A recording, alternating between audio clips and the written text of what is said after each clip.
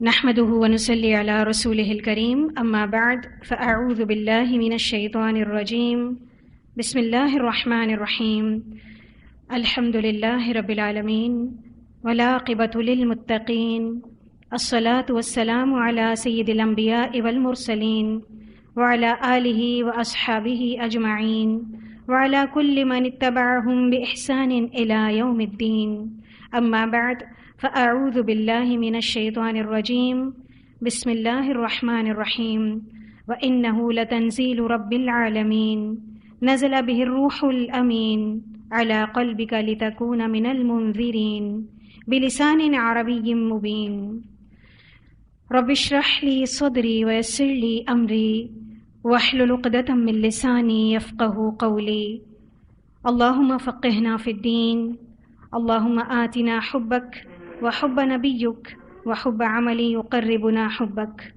اللہم اجعل القرآن ربیع قلبی ونور صدری وجلاء حزنی وذہاب ہمی وغمی الہی آمین۔ جی، پچھلی کلاس میں ہم نے حفاظت قرآن اور تدوین قرآن کو مکمل کیا تھا، اور اس کے دوسرا مرحلہ اور تیسرا مرحلہ ہم نے مکمل کیا تھا۔ اگر اس ٹاپک کو ہم ریکیپ کریں تو 3 مراحل میں تدوین قرآن یا حفاظت قرآن کا مرحلہ پورا ہوا ہے۔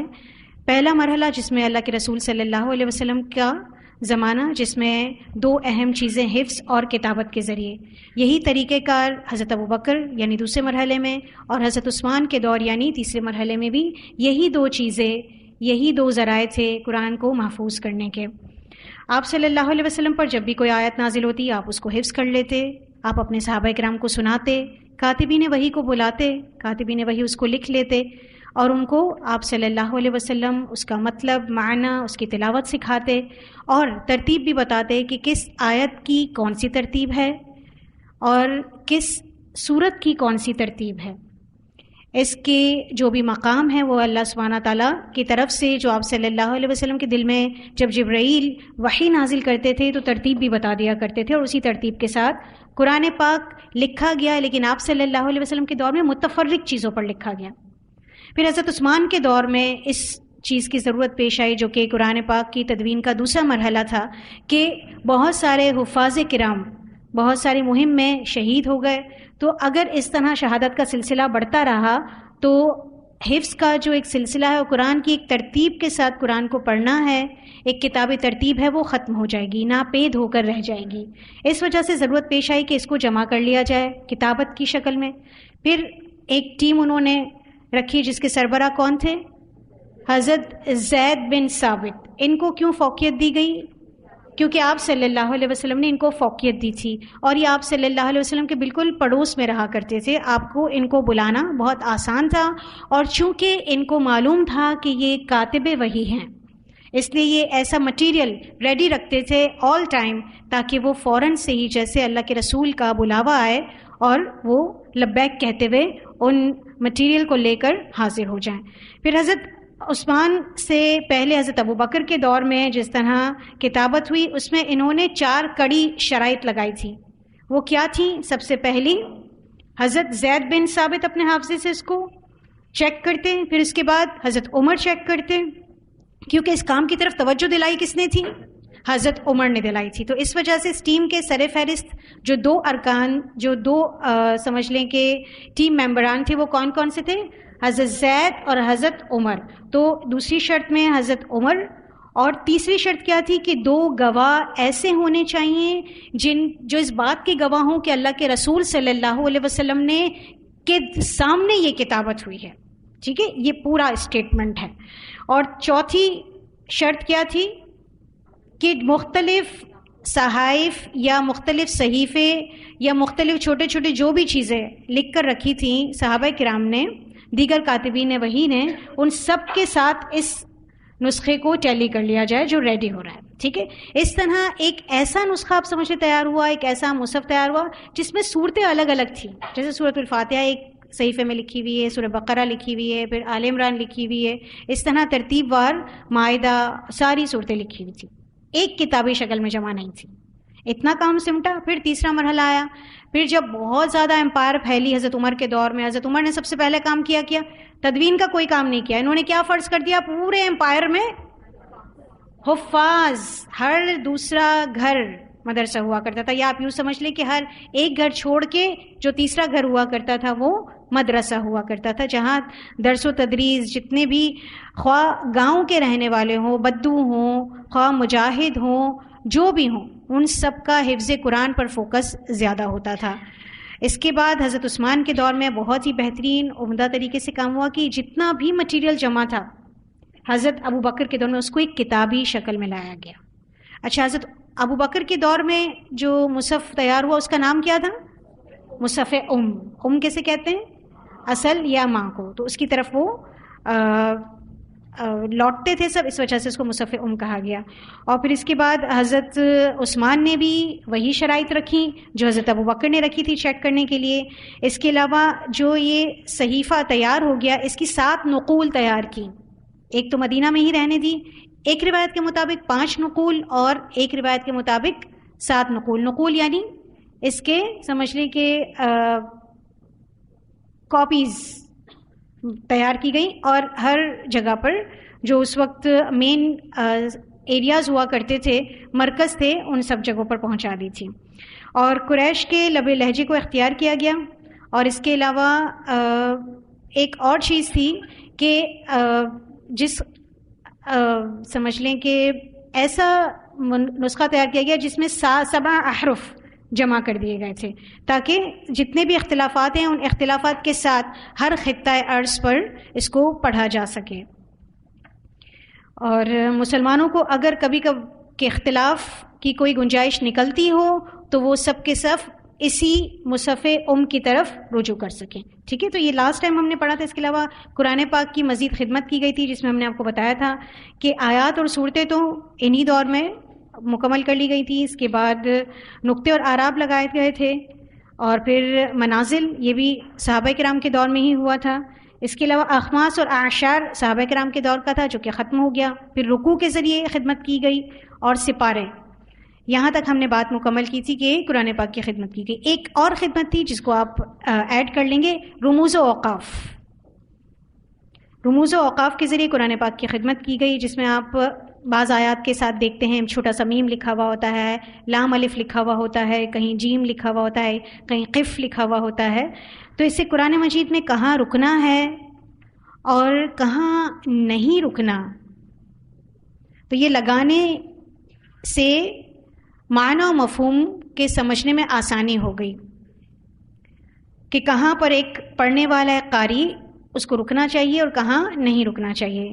لہٰذا اس کو بھی سیکھنا چاہیے, کیونکہ سمبلز آف قرآن ہے. قرآن کہاں پر آپ کو رکنا ہے, کہاں نہیں رکنا ہے, کہاں معنی خراب ہوتے ہیں, کہاں نہیں معنی رک کر خراب ہوتے ہیں, اور کہاں رک کر خراب ہوتے ہیں, اس سے انسان بچ سکتا ہے. تو رموز و اوقاف کے ذریعے ایک اور خدمت کی گئی تھی. تو یہاں تک الحمدللہ ہمارا یہ ٹاپک مکمل ہو گیا ہے, جس کا ہم نے ریکیپ بھی کر لیا الحمدللہ. اب انشاءاللہ ہم شروع کریں گے مکی اور مدنی آیات. مکی اور مدنی آیات کا علم, یہ والا ٹاپک انشاءاللہ ہم شروع کریں گے.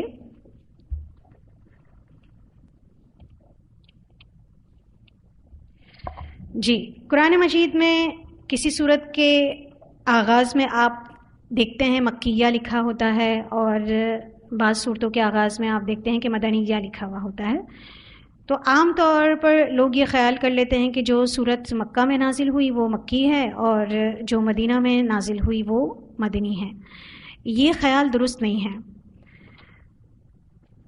مکی اور مدنی صورت ہونے کے کچھ اصول ہیں, کچھ خصوصیات ہیں, یا آپ کہہ لیجئے کہ علامات ہیں جس سے مکی اور مدنی صورتوں کی پہچان ہوتی ہے. یعنی اس کے کچھ اصول ہیں یا خصوصیات ہیں یا علامات ہیں جن کے ذریعے مکی اور مدنی صورتوں کی پہچان ہوتی ہے. تو ہم اس کو ترتیب وار دیکھتے ہیں. مکی صورتیں, اس کی کیا خصوصیات ہیں جس بنا پر صورتوں کو مکی کہا گیا؟ پہلی خصوصیت, ہجرت سے پہلے نازل ہونے والی آیات یا صورتیں, خواہ وہ کسی بھی جگہ نازل ہوئی ہوں, ہجرت سے پہلے نازل ہونے والی آیات یا صورتیں خواہ وہ کسی بھی جگہ نازل ہوئی ہوں، خواہ وہ مکہ میں نازل ہوئی ہوں، مدینہ میں نازل ہوئی ہوں، طائف میں نازل ہوئی ہوں، کسی بھی مقام پر نازل ہوئی ہوں، وہ مکی کہلائیں گی۔ دوسری خصوصیت، ہر وہ سورت جس میں کلا، جس کا معنی ہرگز نہیں استعمال ہوتا ہے، کلا کا حرف یا لفظ استعمال ہوتا ہے، اس سورت کو مکی سورت کہا جاتا ہے، یعنی ہر وہ سورت جس میں کلا استعمال ہوا ہو۔ تیسری خصوصیت، ہر وہ سورت جس میں کوئی آیت سجدہ ہو، یعنی جس سورت میں آیت سجدہ آئے گی وہ مکی سورت ہے۔ اگلی خصوصیت ہے، جس سورت کی ابتدا میں حروف مقطعات ہوں، جس سورت کی ابتدا میں حروف مقطعات ہوں وہ مکی سورت ہے، سوائے سورہ بقرہ اور آل عمران کے۔ آپ سب جانتے ہیں سورہ بقرہ اور آل عمران حروف مقطعات سے ان کی ابتدا ہوتی ہے، لیکن اس کے باوجود یہ مدنی صورتیں ہیں۔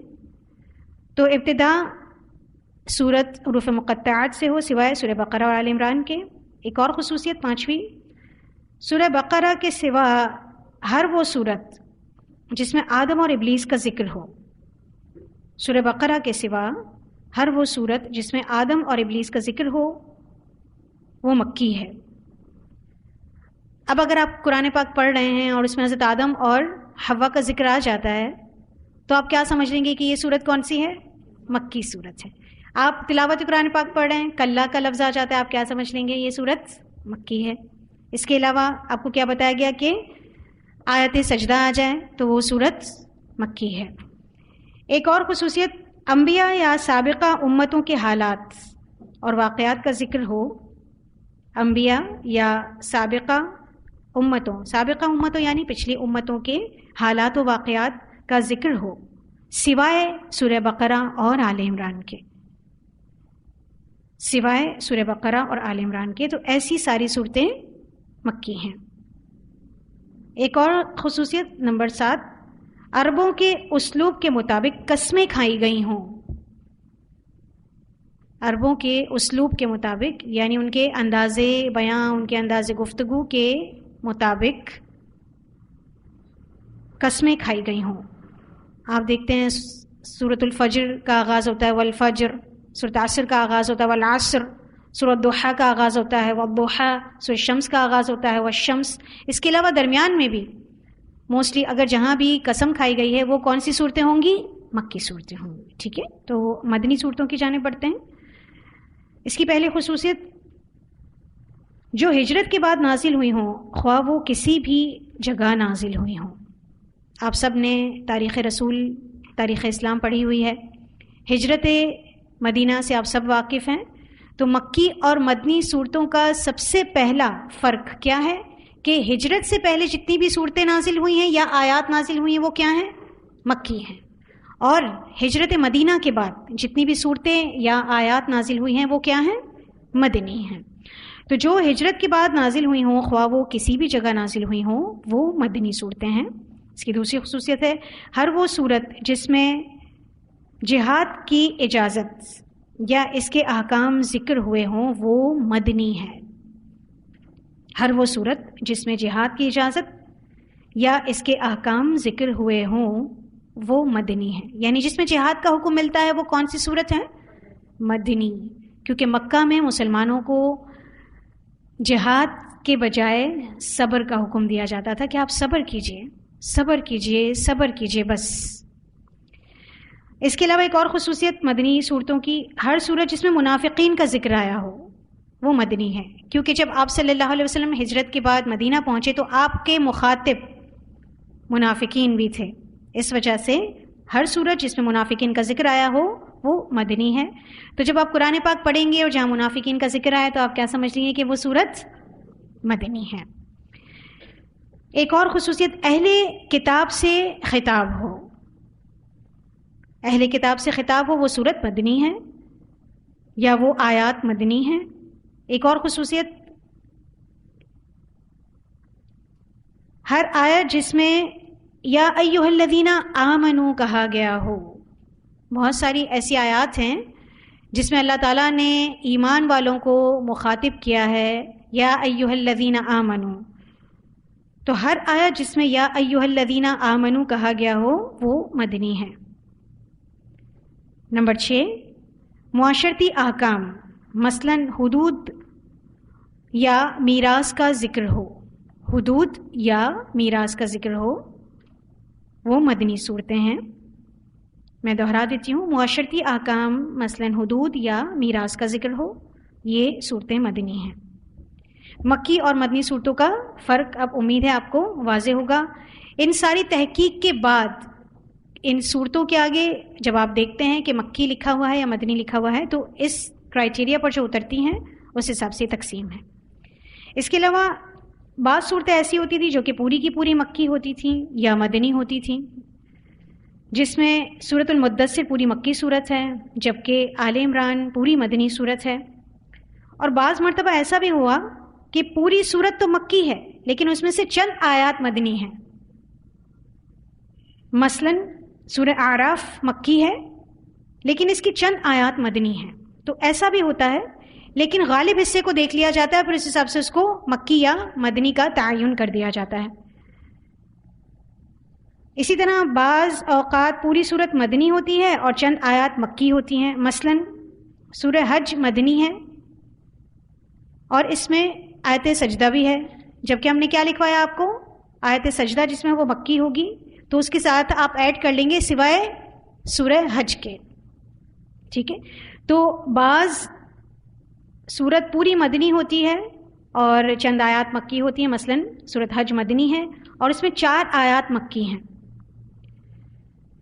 تو مکی یا مدنی ہونے کا فیصلہ یا تو آیات کی اکثریت سے ہوتا ہے، یعنی اگر مکی آیات زیادہ ہیں تو اس صورت کو مکی صورت کہہ دیا جاتا ہے، مدنی آیات زیادہ ہیں تو مدنی صورت کہہ دیا جاتا ہے، یا پھر ابتدائی حصے کے اعتبار سے اس کی تقسیم ہے، یعنی آیات صورت کا جو آغاز ہوتا ہے وہ اگر مکی صورتوں سے ہو رہا ہے تو اس کو مکی میں ڈال دیا، یا مدنی صورتوں سے ہو رہا ہے تو مدنی میں ڈال دیا۔ یہ چند ہی صورتوں کے ساتھ ایسا ہے، ٹھیک ہے، باقی جو ایک جرنل اصول ہے، پرنسپل ہے، وہ ہم نے آپ کو بتا دیا ہے۔ کلیئر ہے آپ کو؟ جی۔ اس کے علاوہ مکی اور مدنی علم کا فائدہ کیا ہے؟ مکی اور مدنی کے علم کا فائدہ، اس کی بدولت قرآن فہمی میں بہت آسانی ہوتی ہے، قرآن کی سمجھ میں، یعنی قرآن فہمی میں اس کی بدولت بہت آسانی ہوتی ہے، اس کا سب سے پہلا فائدہ ہے۔ اور دوسرا فائدہ یہ ہے کہ اس علم کی بدولت ہی ناسخ اور منسوخ کی معرفت حاصل ہو جاتی ہے۔ اس علم کی بدولت ہی، کس علم کی بدولت؟ یہ مکی اور مدنی علم کی بدولت ہی ناسخ اور منسوخ کی معرفت حاصل ہوتی ہے۔ انشاءاللہ ناسخ اور منسوخ بھی ہم آگے پڑھیں گے کہ یہ کیا علم ہے جس کی معرفت مکی اور مدنی علم کے ذریعے ہوتی ہے۔ اور بھی بہت سارے فوائد ہیں لیکن ان 2 ہی فوائد پر ہم اکتفا کریں گے۔ تو یہاں تک الحمدللہ ہمارا یہ مکی اور مدنی آیات کا ٹاپک مکمل ہو گیا ہے۔ اس کے بعد انشاءاللہ اگلا ٹاپک ہم شروع کریں گے، ناسخ اور منسوخ۔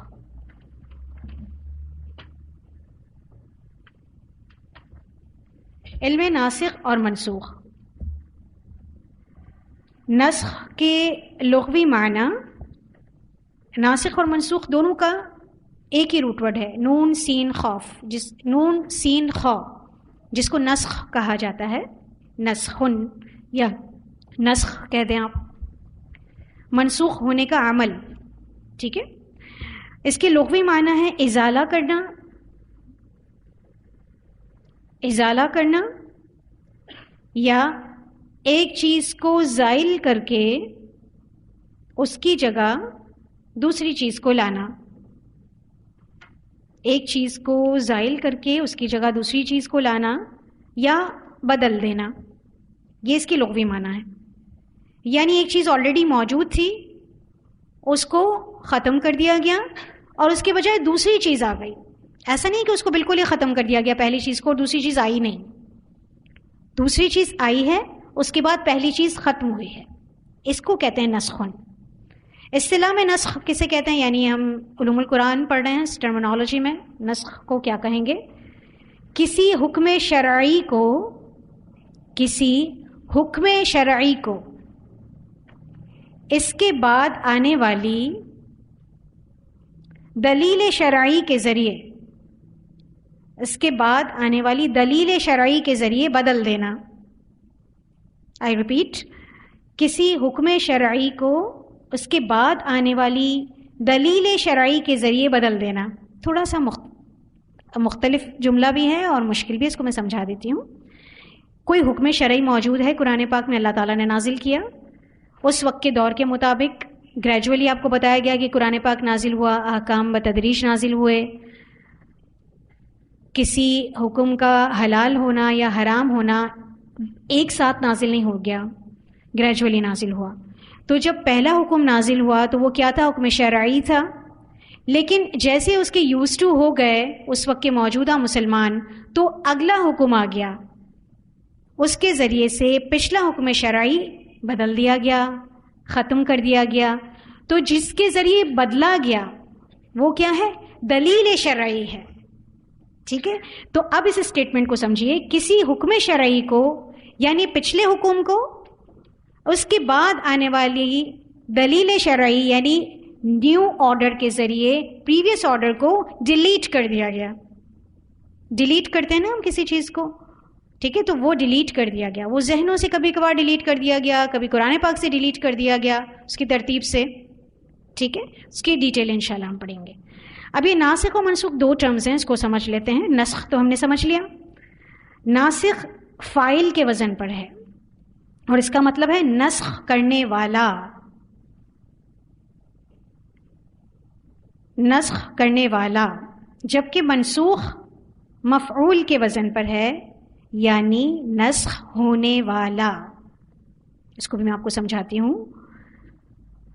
ناسخ فاعل کے وزن پر ہے اور اس کا مطلب ہے نسخ کرنے والا, جبکہ منسوخ مفعول کے وزن پر ہے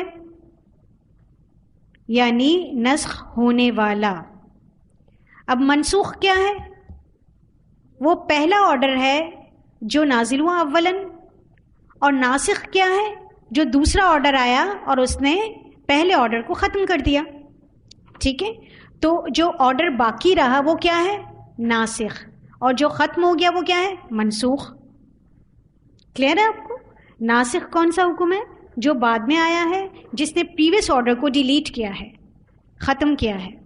اس کی اقسام ہم پڑھیں گے انشاءاللہ کہ کون سا حکم کس نوعیت پر ختم کر دیا گیا, یا حکم باقی رہا, تلاوت باقی رہی, اس کو ہم پڑھیں گے انشاءاللہ. پہلے آپ کو یہ ٹرمز سمجھنا ضروری ہے کہ ایکچولی ناسخ اور منسوخ کیا ہے. سب کو کلیئر ہے؟ ٹھیک ہے, الحمدللہ. جی, یہ قرآن میں بھی نسخ کے متعلق دلیل ملتی ہے. ناسخ و منسوخ کی دلیل قرآن و حدیث سے دیکھتے ہیں. سورۃ البقرہ کی آیت نمبر 106 میں آتا ہے, ما ننسخ من آیت او ننسها نأتی بخیر منہا او مثلہا. ہم کسی آیت کو منسوخ کر دیتے ہیں, یہ اللہ تعالیٰ خود اپنی طرف اس بات کو منسوخ کر رہے ہیں. کسی اور کی مجال نہیں کہ قرآن پاک میں کسی آیت کو منسوخ کر سکے یا ناسخ لا سکے. یہ اللہ تعالیٰ خود اپنی طرف منسوخ کر رہے ہیں اس بات کو کہ ہم کسی آیت کو منسوخ کرتے ہیں یا بھلا دیتے ہیں تو اس سے بہتر یا اس جیسی کوئی اور آیت لے آتے ہیں. تو یہ ناسخ اور منسوخ کا عمل اللہ تعالیٰ کی طرف سے ہی ہوتا ہے اور اللہ ہی اس کو کرنے والا ہے. حدیث سے دلیل ملتی ہے. نبی صلی اللہ علیہ وسلم فرماتے ہیں, کبھی کوئی نبوت ایسی نہیں آئی جس نے احکام میں نسخ اور رد و بدل نہ کیا ہو. کبھی کوئی نبوت یا شریعت ایسی نہیں آئی جس نے احکام میں نسخ اور رد و بدل نہ کیا ہو.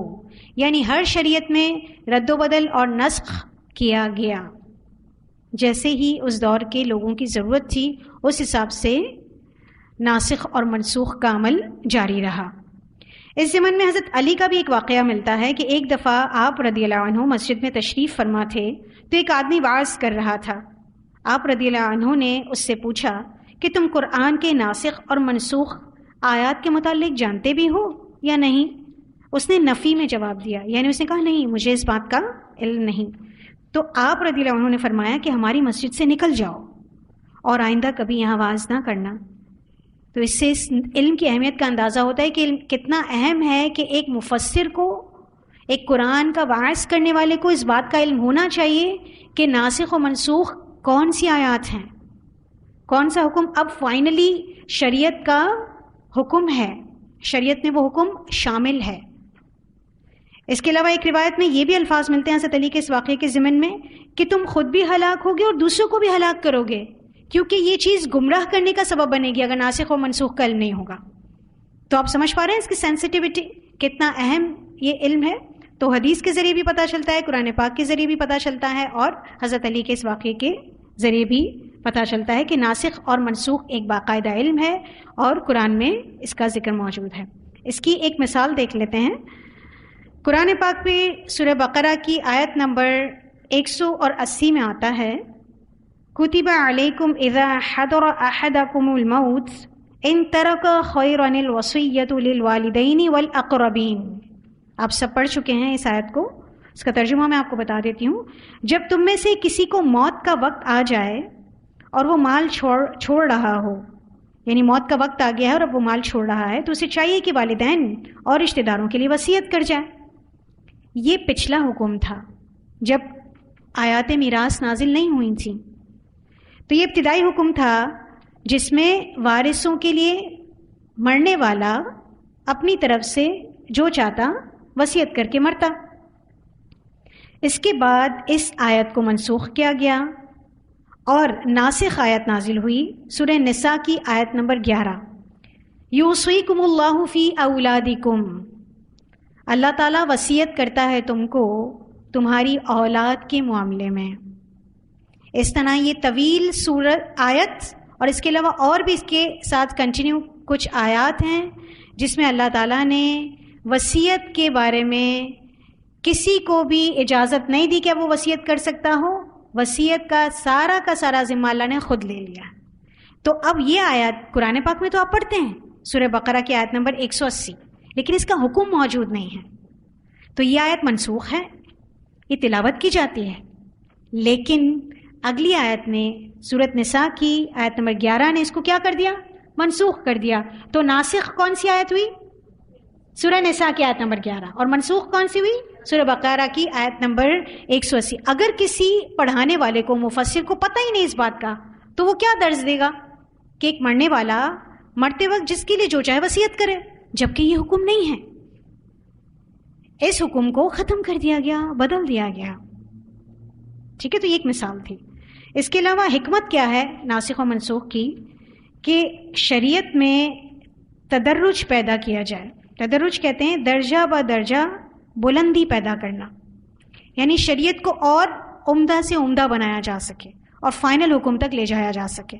تو شریعت میں تدرج پیدا کرنا تاکہ لوگ جاہلانہ رسم و رواج، آبا و اجداد کی تقلید کو آہستہ آہستہ ختم کر کے، تاکہ لوگ جاہلانہ رسم و رواج اور آبا و اجداد کی تقلید کو آہستہ آہستہ ختم کر کے پیار اور محبت سے دینی احکام کو سمجھیں اور انہیں قبول کر لیں۔ آہستہ آہستہ ختم کر کے پیار و محبت سے دینی احکام کو سمجھیں اور انہیں قبول کر سکیں۔ اگر اچانک سے ایک ساتھ فائنل آرڈر دے دیا جاتا تو لوگ اپنے آبا و اجداد کی تقلید نہ چھوڑ پاتے۔ یہ ایک پیار کا، محبت کا انداز تھا ہمارے رب کا ان لوگوں کی اصلاح کے لیے اور ہماری اصلاح کے لیے بھی، کہ اللہ تعالیٰ نے آہستہ آہستہ، جو ہم نے پڑھا تھا نا کہ قرآن پاک تدریجاً کیوں نازل ہوا، تو یہ تدریجاً نازل ہونے میں ناسخ و منسوخ بھی آ جاتے ہیں۔ تو اس کی حکمت کیا ہے کہ لوگ پیار و محبت سے دینی احکام کو سمجھیں اور انہیں قبول کر لیں۔ ایک اور حکمت ہے کہ کسی حکم کو منسوخ کر کے اس سے بہتر حکم لایا جاتا تھا، یہ حکمت بھی ہے۔ یعنی شراب کی حرمت، تو اگلا جب بھی شراب کا حکم آیا وہ پچھلے حکم سے بہتر حکم تھا، اس کا فائدہ زیادہ ہوتا تھا۔ تو دوسری حکمت کیا تھی؟ کسی حکم کو منسوخ کر کے اس سے بہتر حکم لایا جاتا، مثلا شراب کی حرمت وغیرہ۔ اس کے علاوہ تیسری حکمت بعض سیاسی حالات کا بھی تقاضا تھا، بعض سیاسی حالات کا بھی تقاضا تھا۔ مثلا مکی دور میں مسلمان سیاسی طور پر بہت کمزور تھے، تو جہاد سے روکا گیا، انہیں جہاد کی اجازت نہیں دی گئی، بلکہ جہاد کے بجائے صبر کا حکم دیا گیا۔ تو یہ اس وقت کی گراؤنڈ ریالٹیز ایسی تھیں، سیاسی حالات ایسے تھے کہ مسلمان سیاسی طور پر، معاشی طور پر کمزور تھے.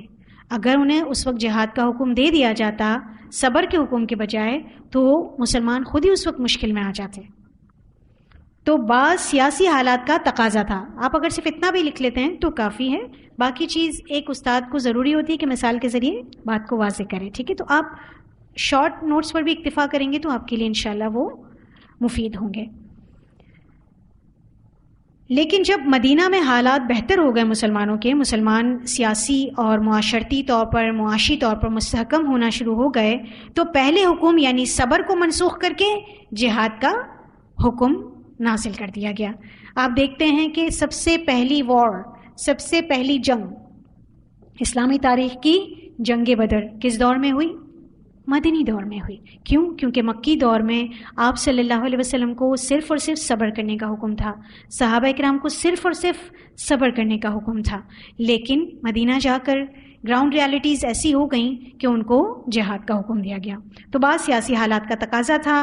اس کے علاوہ کسی حکم کو منسوخ کر کے اسے بہتر حکم لایا جاتا، یا پھر شریعت میں تدرج پیدا کرنا. یہ چند حکمتیں تھیں، باقی بھی حکمتیں ہیں جن کو ہم مزید نہیں پڑھیں گے، اسی پر اکتفا کریں گے. نسخ کی اقسام پڑھ لیتے ہیں. سب سے پہلی قسم ہے، قرآن پاک میں 3 طرح کا نسخ پایا جاتا ہے. پہلی قسم ہے تلاوت اور حکم دونوں منسوخ. تلاوت اور حکم دونوں منسوخ، یعنی تلاوت بھی موجود نہیں ہے قرآن پاک میں اور اس کا حکم بھی موجود نہیں ہے. یہ پہلی قسم ہے. وہ نسخ جس میں تلاوت اور حکم دونوں منسوخ ہو گئے ہوں. وہ نسخ جس میں تلاوت اور حکم دونوں منسوخ ہو گئے ہوں. ایک روایت ہے، حضرت عائشہ رضی اللہ عنہا فرماتی ہیں کہ قرآن میں یہ حکم نازل ہوا تھا کہ 10 بار دودھ چوسنا حرمت کا سبب ہے. یعنی اگر کوئی کسی بچے کو محرم کرنا چاہتا ہے تو اس بچے کو 10 بار اس عورت کا دودھ چوسنا ہوگا. تو حضرت عائشہ فرماتی ہیں کہ قرآن میں یہ حکم نازل ہوا تھا کہ 10 بار دودھ چوسنا حرمت کا سبب ہے. پھر یہ حکم منسوخ ہو گیا. آپ پڑھتے ہیں ایسی کوئی آیت؟ نہیں پڑھتے نا، تو یہ حکم منسوخ ہو گیا. فرماتی ہیں پھر منسوخ ہو گیا اور یہ نازل کیا گیا کہ 5 بار دودھ چوسنا حرمت کا سبب ہے. دوسرا کیا حکم نازل ہوا کہ اب 5 بار دودھ چوسنا حرمت کا سبب ہے. آپ تو یہ آیت بھی نہیں پڑھتے، ہے نا، یہ آیت بھی نہیں ملتی آپ کو. اور نبی کریم صلی اللہ علیہ وسلم کی وفات کے وقت تک یہ قرآن میں پڑھا جاتا تھا. کون سا حکم؟ 10 بار چوسنے کا حکم قرآن پاک میں پڑھا جاتا تھا. 10 بار دودھ چوسنے کا حکم رضاعت کا پہلا حکم. یہ آپ صلی اللہ علیہ وسلم کی وفات کے کچھ عرصے پہلے تک پڑھا جاتا تھا. لیکن اس حدیث سے یہ بات ثابت ہوتی ہے کہ 10 رضاعت کا حکم بھی منسوخ ہو گیا اور تلاوت بھی منسوخ ہو گئی. تو پہلی جو قسم ہم پڑھ رہے ہیں جس میں تلاوت بھی منسوخ ہے اور حکم بھی منسوخ ہے، تو آپ کے پاس مثال کون سا حکم ملتا ہے؟ رضاعت کا 10 بار چوسنا. اور یہ آپ نے پڑھا ہے، رضاعت کا جب معاملہ آیا تھا سورہ بقرہ میں دوسرے پارے میں، تو آپ کو یہ ڈیٹیل دی گئی ہے. جہاں تک 5 رضاعت کا تعلق ہے تو اس کی تلاوت نبی کریم صلی اللہ علیہ وسلم کی حیات طیبہ کے آخری زمانے میں منسوخ ہو گئی. یہ جو 5 بار کی رضاعت کا حکم تھا یہ بھی قرآن پاک میں نازل ہوا، لیکن اس کی تلاوت منسوخ ہو گئی، لیکن اس کا حکم اب بھی باقی ہے جو آپ صلی اللہ علیہ وسلم نے حدیث کے ذریعے امت پر واضح کر دیا. ٹھیک ہے، تو پہلا آپ کو جو تقسیم ہے تلاوت اور حکم دونوں منسوخ وہ سمجھ آ گیا. ٹھیک ہے، دوسری طرف دوسرا قرآن پاک کا جو نسخ ہے، دوسری قسم ہے، اس کی جانب بڑھیں گے. تلاوت موجود ہو لیکن حکم منسوخ ہو. تلاوت موجود ہو لیکن حکم منسوخ ہو. ابھی جو ہم نے آپ کو تھوڑی دیر پہلے ایک مثال دی تھی وراثت کی، اس میں بھی کیا ہے؟ تلاوت موجود ہے لیکن حکم منسوخ ہے. تو یہاں پر وہ والی آیت اس قسم میں آتی ہے. ٹھیک ہے، لیکن وہاں ہم نے آپ کو ایک مثال دی، یہاں ایک اور اضافہ کر دیں گے آپ کو تاکہ آپ کی معلومات میں مزید اضافہ ہو. تو دوسری قسم تلاوت تو موجود ہو لیکن حکم منسوخ ہو. اس نسخ سے مراد وہ ہے جس میں حکم تو اٹھا لیا گیا ہو لیکن تلاوت ابھی موجود ہو. یعنی قرآن پاک میں قیامت تک ان آیات کی تلاوت تو کی جائے گی لیکن اس پر حکم نہیں، اس حکم پر عمل نہیں کیا جائے گا. تو اس نسخ سے مراد وہ ہے جس میں حکم اٹھ گیا ہو لیکن تلاوت ابھی موجود ہو. مثلا سورۃ البقرہ کی آیت نمبر 184 میں آتا ہے وَعَلَى الَّذِينَ يُطِيقُونَهُ فِدْيَةُ طَعَامُ الْمِسْكِينِ، اور جو لوگ اس کی یعنی روزے کی طاقت رکھتے ہوں اس کے باوجود روزہ نہ رکھیں تو وہ ایک مسکین کو فدیے کے طور پر کھانا کھلا دیں. یہ آیت آپ قرآن پاک میں پڑھتے ہیں نا، لیکن یہ حکم ابھی موجود نہیں ہے. میں نے کیا ترجمہ پڑھا کہ وہ لوگ جو اس کی یعنی روزے کی طاقت رکھتے ہیں لیکن اس کے باوجود وہ روزہ نہ رکھیں تو وہ ایک مسکین کو فدیے کے طور پر کھانا کھلا دیں. یہ حکم ابتدائی حکم تھا اور سہولت کی خاطر یہ حکم دیا گیا تھا. اس وقت لوگ روزہ رکھنے کے عادی نہ تھے تو یہ حکم نازل کیا گیا. کیوں؟ تاکہ نو مسلم یعنی نیولی مسلمز جو تھے، جو روزے رکھنے کے ابھی عادی نہ تھے، انہیں آسانی ہو جائے. اور یہ حکم تقریباً 1 سال تک نافذ رہا. پھر اس آیت کے حکم کو منسوخ کر دیا گیا لیکن تلاوت باقی رہی. اس آیت کو کس آیت کے ذریعے منسوخ کر دیا گیا؟ اسی پیراگراف میں آیت نمبر 185 کے ذریعے، سورۃ البقرہ کی آیت نمبر 185 کے ذریعے ہی اس کو منسوخ کیا گیا. یعنی اس سے اگلی آیت فمن شہد منکم الشہر فلیصم، یہ فائنل آرڈر ہے. تم میں سے جو کوئی بھی، جو بھی مسلمان جو بھی حالت ایمان میں ہے وہ اس مہینے کو پائے تو اس کو چاہیے کہ وہ اس مہینے کے روزے رکھے. فمن شہد منکم الشہر فلیصم، جو کوئی اس ماہ رمضان کو پائے تو اسے چاہیے کہ وہ اس کے روزے رکھے. جس کے بعد کیا لازم ہو گیا کہ اس مہینے کے روزے رکھنا لازم ہے، فرض ہے. پھر اس کی ڈیٹیل آتی ہیں کہ اگر کوئی مریض ہو یا پھر اس کے ساتھ دوسری کوئی اور عذر ہے وہ چھوڑ سکتا ہے، مسافر ہے، وہ اس کے الگ دیگر اس کی جزویات ہیں. کلی طور پر یہ فائنل آرڈر ہے. تو ابتدائی حکم منسوخ ہو گیا اور یہ حکم فائنلی آ گیا. تو اس حصے میں ہم نے کیا دیکھا کہ یہ کون سی قسم ہم پڑھ رہے ہیں جس میں ہمارے پاس تلاوت تو موجود ہے لیکن حکم منسوخ ہے. ایک اور قسم ہے کہ تلاوت منسوخ ہو اور حکم موجود ہو. تلاوت منسوخ ہے لیکن حکم موجود ہے. وہ نسخ جس میں حکم تو ابھی موجود ہے لیکن تلاوت منسوخ ہو گئی ہے. مثلا موطا امام مالک میں آیت رجم حضرت عمر سے ان الفاظ میں مروی ہے. موطا امام مالک میں آیت رجم حضرت عمر سے ان الفاظ میں مروی ہے کہ بوڑھا مرد اور بوڑھی عورت، اس سے مراد شادی شدہ